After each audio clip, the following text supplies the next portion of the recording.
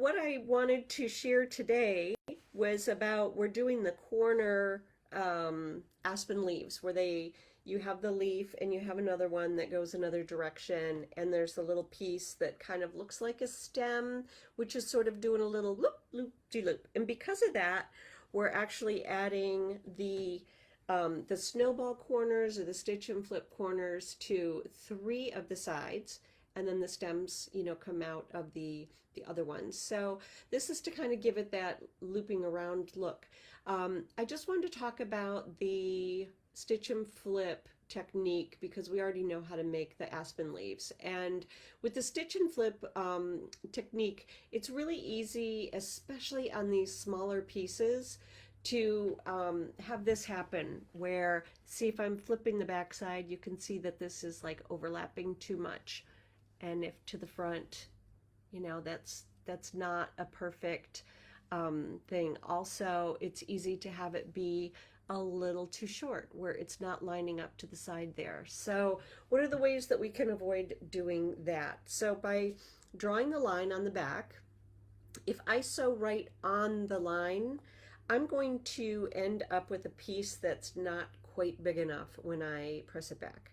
So when I put my piece on the corner, I'm going to sew one thread width to the right of my line.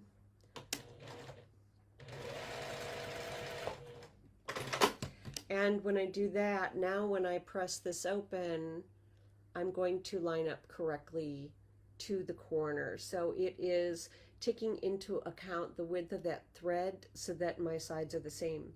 When I'm doing the snowball corners or the stitch and flip, if I have a block like this and it's matching up with another block like this, then it's going to be really important to me that I have accuracy so that these angles are matching. These seams are going to match when I'm putting the blocks together.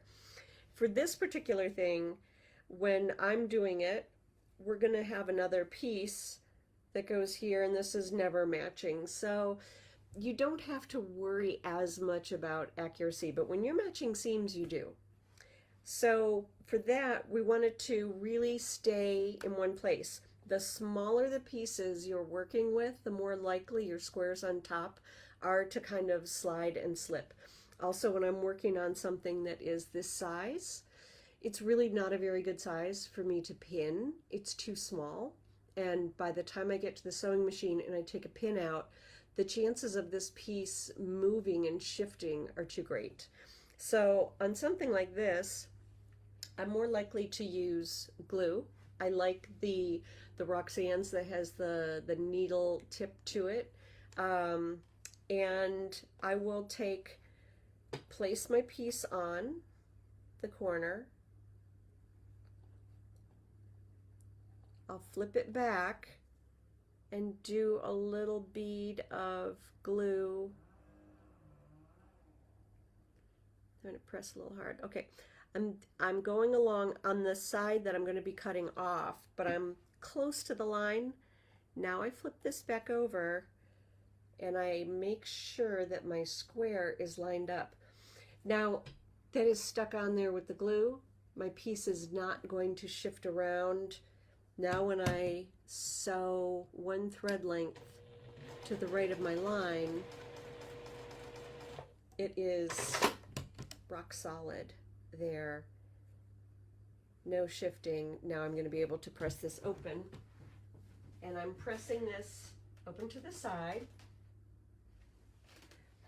Once I've pressed it, I'm going to check and make sure that my corner is okay before I trim it. So I'm going to press it first. That way I have the corner to look at, because I know that my background square is the correct size and is square.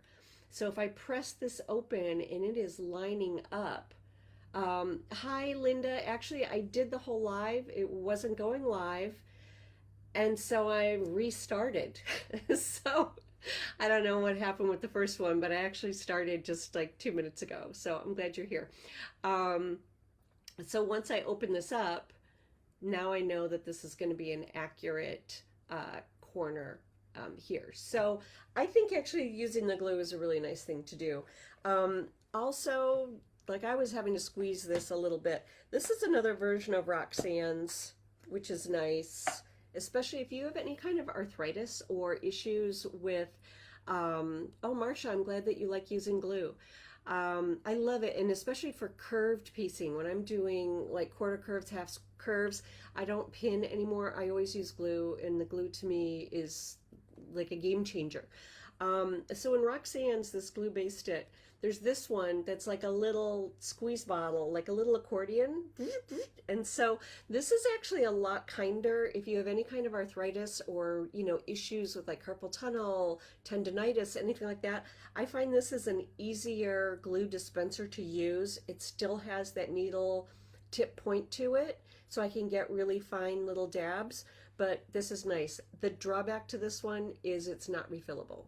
So you use it up, when it's done, it's done. Whereas this bottle, I can unscrew the top and I can refill the bottle as much as I want and use it. So I have to squeeze harder with this one, but it's worth it for me.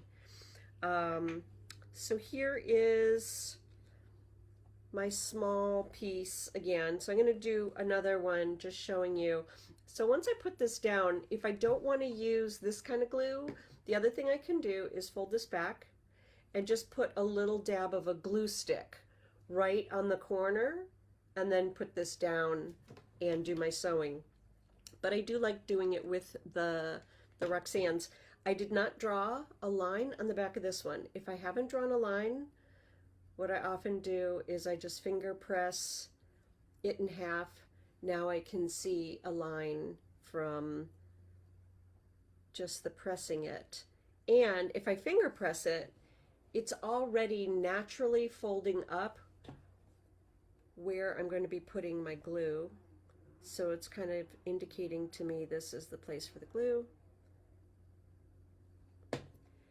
And I'm going to put that down again. I can kind of just shift it around, make sure my points are matching.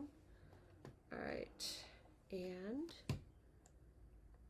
now I'm going to go one thread width to the right of my line because I want to compensate for the size of that thread when I'm opening this up, and my corner's not going to be too short. I can tell that that is going to work out. Now let's say I was doing something where I was putting a angle to another angle on the snowball block, and if I'm doing that, I might want to choose to press my seams open on the back so I don't have as much bulk when I'm joining them. If I'm gluing, that might be tough to do if I'm doing it right to the side. If I put a dab on the corner and I've cut the corner off, I'm not going to have any problem with pressing the seam open. Usually I'm just pressing my seams this way on these, but when I'm matching them, I do like to press them open so it lays a little flatter for me. If I used glue and I sewed this and I wanted to pull it open, you can use any kind of a like a chopstick, or you know, something that you like, an awl that you use to feed through your machine, and you put it in there and you just go along by the seam and it will pop it open from where the glue was. Or I can just take it and kind of pull it open while it's still a little bit damp, and now I could press my seam. I would press it to the side and then I would press it open. But to me the glue is really good because I can get this, the smaller these are, the wonkier they become for me. So on this it's really forgiving because you're not matching seams. If it's wonky, it's going to be fine, and guess what, nature is like a little organic and it's all going to be good. But if you need perfection, then I think the glue is a really great thing to do. And I don't have to fuss with the pins. It also, I've never had a problem with it gunking up my needles or anything like that. So that was pretty much what I just wanted to talk about today. You know how to make the rest of the pieces.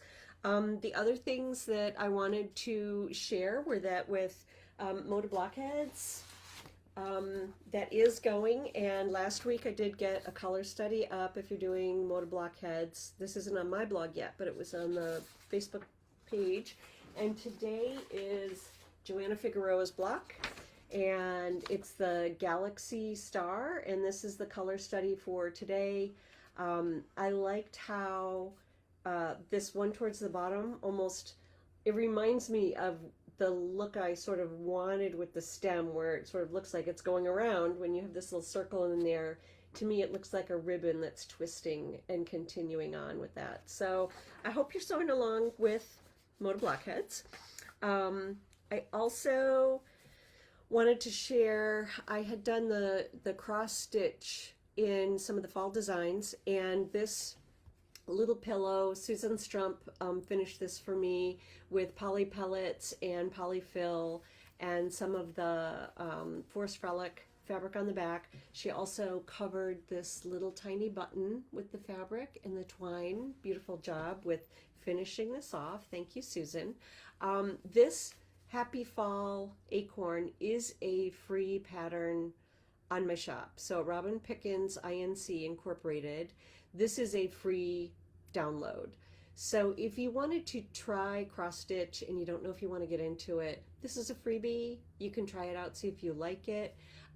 You can do it with or without the words. If you don't do it with the words, I would just move the little border up, or you can do it without the border too. So it's a fun one to just kind of play around. This is on my fall sampler, which also had the little robin bird, and it's got mushrooms, and these are made into pillows. All the back of the little mini pillows, I've used the Forest Frolic fabric for finishing them off, and then floss just in a little X sewing to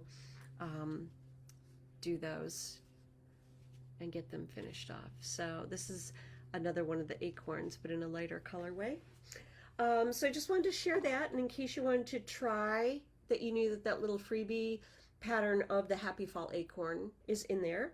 And then the other thing that I wanted to share was last summer I took my Cardinals Christmas wreath pattern, and I decided to kind of do a little bit of improv work on it and make it into a Halloween bird. And so this bird is sitting on a pumpkin. Someone had suggested it might be nice to do applique leaves or a little stem on there, which I think could be really cute. This is from my Cardinals Christmas wreath pattern. And what I did is, this comes in two sizes, 54 by 60 or 45 by 47, but that's with these borders. So I took the borders off, I used the smaller size. I did not have as many rows as the wreath, so shortened it. I just filled in going across with improv random sized pieces of orange thatched, and there's only one row with a half square triangle end as opposed to two. So that's giving me this filled in look. But the bird and the size of the rows is the same as on the pattern. If anybody wants to make this, I'm going to go ahead and do a blog post where I talk about how I altered the pattern. And for the next week, I am making this half price in my shop. So as opposed to $12, it's $6. I've already marked the price down. I'll just keep it there for a week if anyone wants it. And then I also will go ahead and do the blog post where I talk about how I went from that to this. This is a really good pattern for using up scraps. It was originally written as a layer cake pattern. But if you had fat 16ths, fat 8ths, and scraps, you can make this easy peasy really well.